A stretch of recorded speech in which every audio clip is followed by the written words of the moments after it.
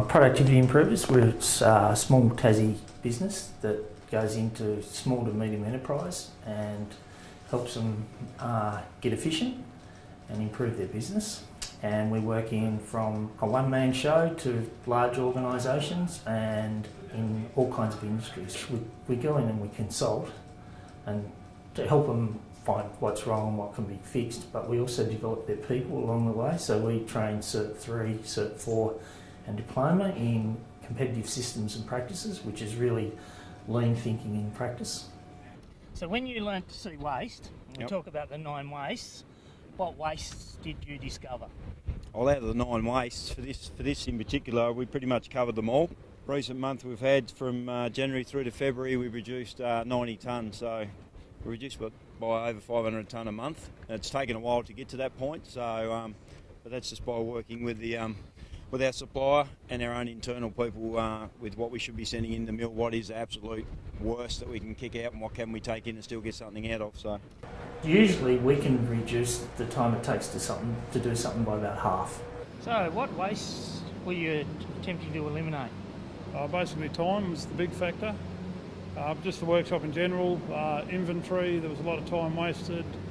Going to the store to get parts, we've now set up a inventory cabinet that's basically left open, pretty well everyone's got access. People are pretty good at restocking it when it's needed. Stop the excessive motion and the movement and... Yep. And the workshop in general, now we've set up with our steel. We've got a steel plate rack that's set up. We have steel inside. It used to be whenever they wanted steel, it was look around outside everywhere, need a forklift. Now we've got it set up with a cutting bench, all underneath the overhead crane, take out all the manual handling. Yep. And it just generally makes life a lot easier. It's about creating efficiencies. Developing this room has given us some really good gains. Really good gains. And it takes away that non-value activity where people are going out trying to find people to find information. The information is right in this room. So there's one central stop for our drying plant.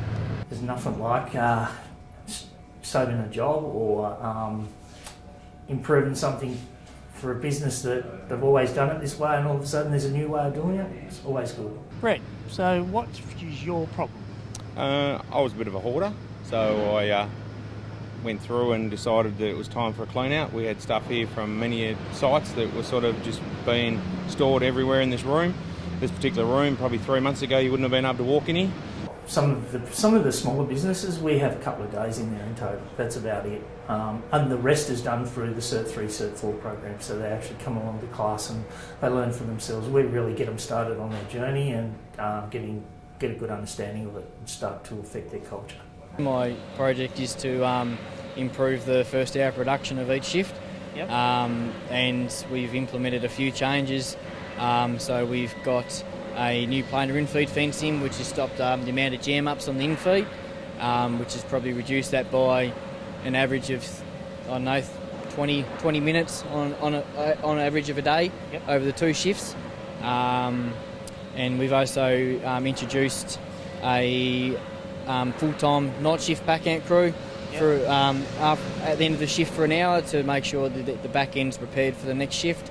And we've also got some guys coming in a little bit earlier to make sure the mill's packs are all gone and everything's ready and the lines test ran and everything's up and running. So when we walk in, we're pretty much right and ready to roll. It's exciting to be able to go in and change people's lives because that's really what you're doing. You're actually completely changing the way they think and how they do things. So that's what's not to be exciting about that.